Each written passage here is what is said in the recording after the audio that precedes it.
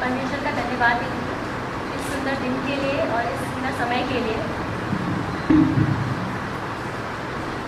परमेश्वर का प्यार हमारे सोचने से भी ज़्यादा बढ़कर है। मतलब जितना शायद हम भी खुद से प्यार नहीं करते उतना वो हमसे प्यार करते हैं। मैंने परमेश्वर के बारे में जाना 2009 में मेरी फ्रेंड राधा के द्वारा।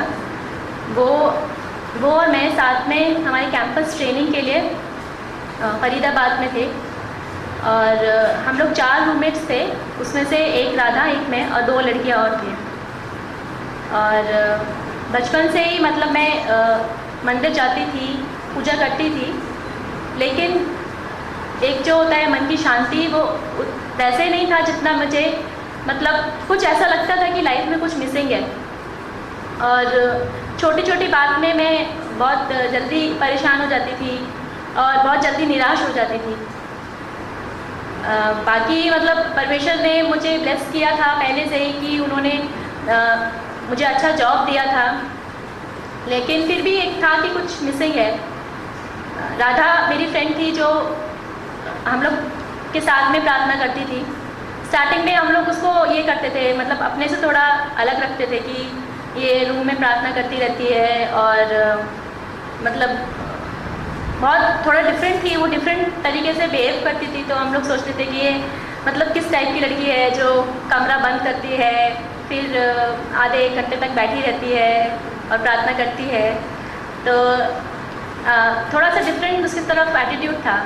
लेकिन एक वही लड़की थी कि जब हम लोग उसको प्रॉब्लम्स कुछ बोलते थे कि मेरे सर में दर्द है या फिर कुछ भी प्रॉब्लम है छोटा कि कुछ भी प्रॉब्लम घर में चल रहा है, तो वो हमेशा ऐसे बोलती थी कि मधु चिंता मत करो, जीसस तुमसे बहुत प्यार करते हैं और सब कुछ ठीक हो जाएगा, हम लोग प्रे करेंगे सब कुछ ठीक हो जाएगा।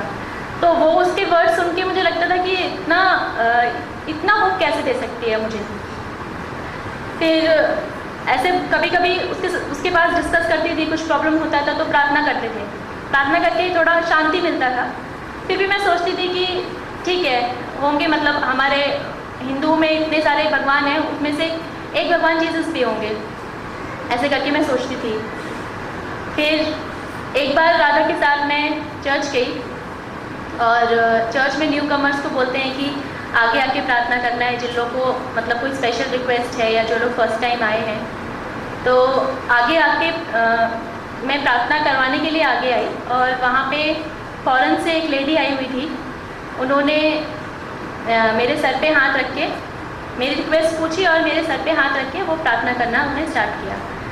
उस टाइम पे मेरी मम्मी की तबीयत थोड़ी ठीक नहीं होती थी, तो मैंने उनको बोला कि मेरी मम्मी की तबीयत थोड़ी ठीक नहीं है तो आप उनके लिए प्रार्थना करना। तो वो जैसे प्रार्थना कर रही थी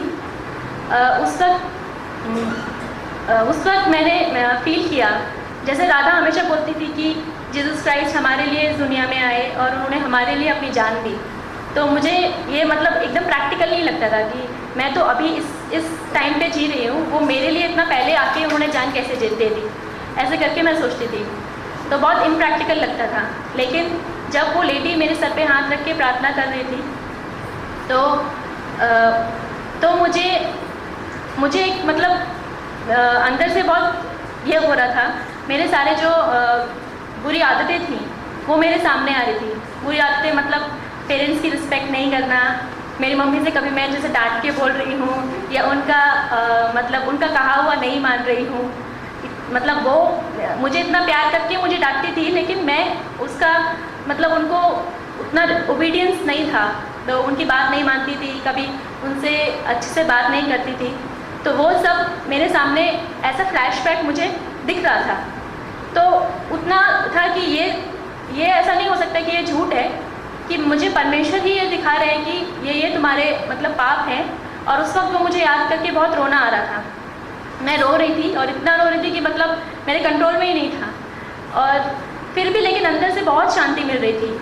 ऐसा लग रहा था कि मतलब जैसा कोई पेरेंट बोलता है कि अभी तुम्हें रोने की ज़रूरत नहीं है, अभी मैं तुम्हारे साथ हूँ, एवरीथिंग विल बी गुड, ऐसे करके मुझे फील हो रहा था। तो वो इंसिडेंट के बाद फिर मैंने फिर उसके बाद थोड़ा और फेलोशिप राधा के साथ हुआ, लेकिन वो टाइम जल्दी ख़त्म हो गया। और फिर मुझे बड़ौदा मेरा ट्रांसफ़र हुआ मेरे कंपनी की तरफ से।